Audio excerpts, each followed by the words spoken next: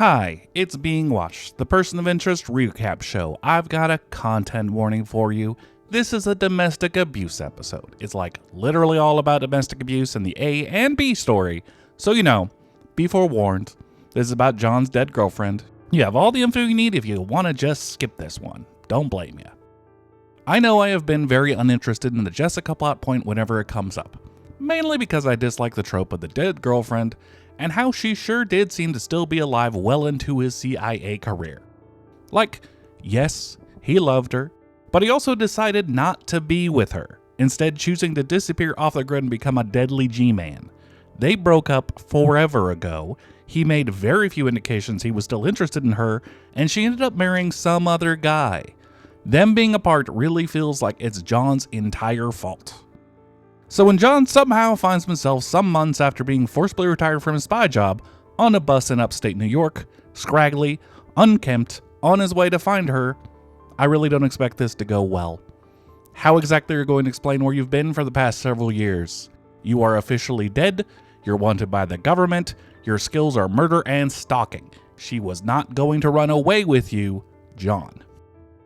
This is a non-issue, however, as John shows up in New Rochelle, New York, asking around for Jessica to discover that she is dead. There was an auto accident 2 months ago, very sad, and she's survived by her husband, the guy from the bar several episodes ago. John is heartbroken and confused, and stalks out of the hospital with determination he's gonna do something about it.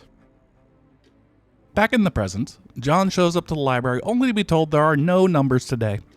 In all of New York, or wherever the range of the machine is, nobody's life is in danger, so John gets the day off. Get out of here and do whatever it is you do when you aren't working. And also, here's a gift for you. Happy birthday. Turns out John's a Taurus. Seems obvious now that I think about it. So John heads to Chinatown to play Zhang-Ki with this blind man he's apparently friends with, and he opens his gift, which seems to be a key. But to what? We'll have to wait because it appears that Harold Finch is lying. There is a number, Karen Gardner, and Finch is going to look for her by himself. Okay, I lied, he's going to have Fusco do it, but at the very least, we can't tell John about this one. Carter is in the office when that FBI weirdo shows up again. He's got a lead. There's a cold case in New Rochelle that has some interesting John-shaped patterns. A real estate guy went missing mysteriously a while ago after his wife died in a car accident, and he wants Carter to come take a look at it for him, see if her guy is involved. She'll need to think about it, by which I mean visit Finch and ask if he knows anything about this, and Finch suggests she better go with him. Perhaps that wouldn't be such a bad thing. How do you mean? Well, if there was any evidence that threatened our mutual friend, I'm confident that you would find it before Donnelly would. Are you suggesting I obstruct a federal investigation? Of course, what you did with that evidence would be entirely your concern. So Carter's heading out of town for a police vacation. Totally normal, happens all the time. Fusco, meanwhile, has almost immediately lost Karen. She's apparently quite adept at ducking a tail, dropping into a bodega and vanishing out the back. A regular Jim Rockford over here. Weird that she did that. So Finch tells Fusco to go back to work, he'll visit the bar and start asking around. Finch doesn't learn a ton of info, turns out Karen is very private, and a guy at the bar wants to talk about this outside. He's a US Marshal who's also looking for Karen. He says she's a known fugitive, and he's super curious why Finch would be asking about her. What does he know? How about you start explaining yourself to a federal officer? That's when John shows up, because John got bored, I guess, and he's once again flashing the badge he stole from a dead man. Detective steals organized crime. John, friend, the man has been missing for 6 months. One of these days, someone is going to check and tie you to his disappearance. Anyway, John saves Finch from accountability and asks Finch why he lied about there being a job, what's so special about this case.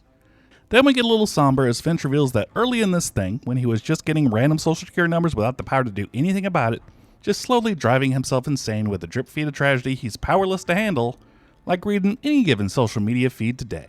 He was noticing that some numbers were popping up again and again, and he was sitting around wondering why that would be. Why are there normal people constantly in danger? Then he realized domestic abuse is a real problem people are doing little about, especially when the man in question is powerful, like if he is a real estate agent or a US Marshal. Yeah, that douchebag who was aggressively questioning Finch about Karen is in fact her abusive ex-husband who has been using his position to track her down and terrorize her, and Jessica's husband was also a huge piece of shit who was mostly responsible for her death, he at least treated her very badly. So much so that she called John for help.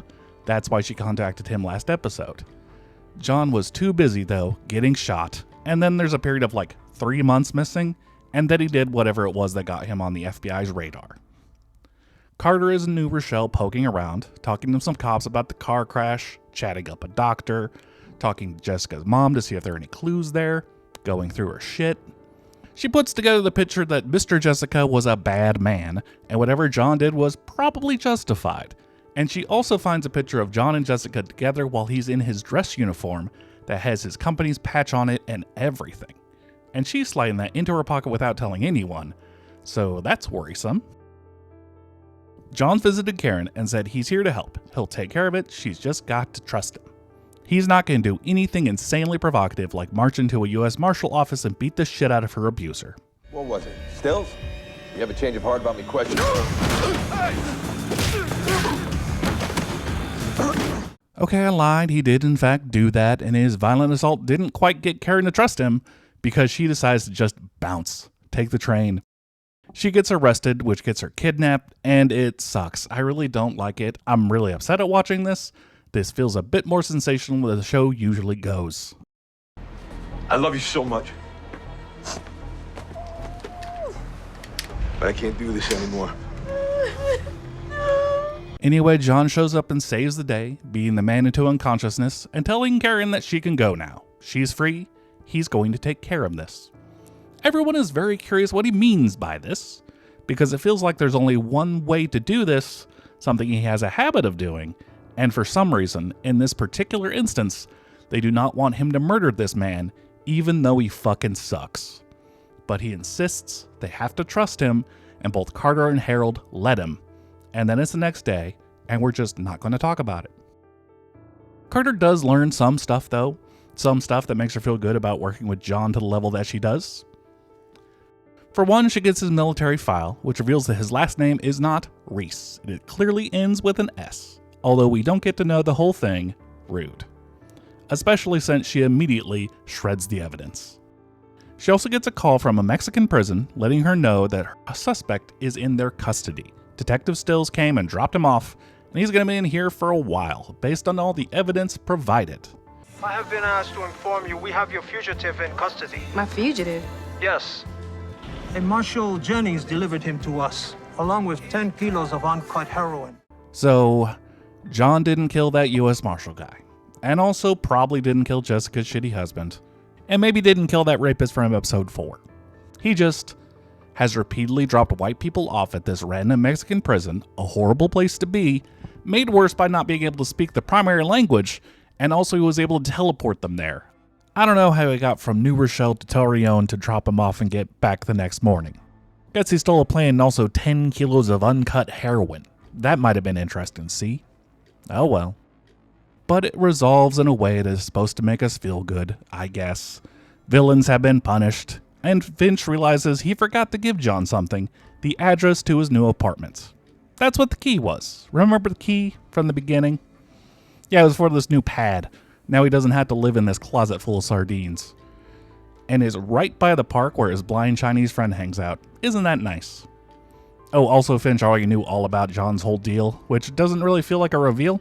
Feels like we already knew this. Next time, some analyst gets too curious about where the information he's getting is coming from. He's starting to suspect it's from some kind of machine, and the government doesn't like that. Plus a special guest star, look who it is! You are being watched. You are being watched.